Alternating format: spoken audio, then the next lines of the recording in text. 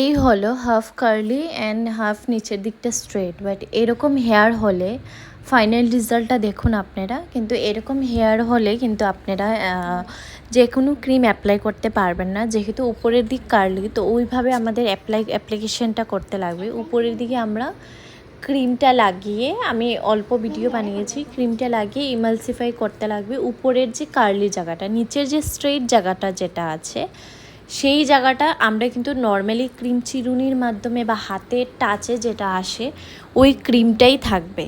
আর mainly উপরে যে emulsify করতে লাগবে স্কাল্প থেকে, রুট থেকে কিন্তু ছেড়ে করবেন, রুটে ক্রিম লাগাবেন না, কারণ কেমিক্যাল ক্রিম যেহেতু রুটে না লাগানো ভালো। তার জন্যই অনেকেরই অনেক সময় অনেক জায়গাতে করার পরে অনেক প্রবলেম ফেস করে হেয়ার ফলের।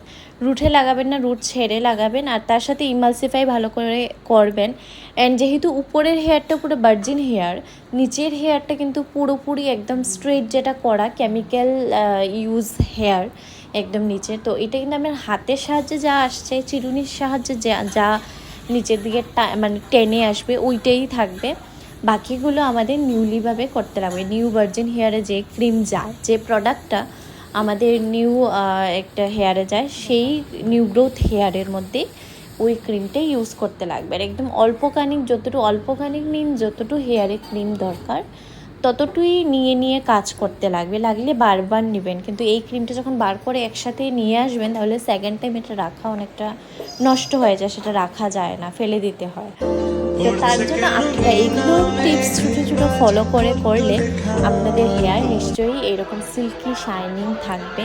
আপনারা নিশ্চয়ই দেখতে পাচ্ছেন, কারণ ফুল ভিডিওটা আমি মানে ভিডিওর মাধ্যমে আমি কিছুটা শেয়ার করেছি। আপনাদের যদি ভালো লাগে তাহলে আপনারাও আমার কাছে স্ট্রেটনিং স্মুথনিং করাতে পারবেন। হ্যাঁ, আর আমি ছাড়াও যারা করায় ফ্রেশার্স, তাদের জন্য স্পেশালি রুট ছেড়ে কাজ করো, অনেকটা ভালো হবে 100%। বাস স্টপ করে দিলাম।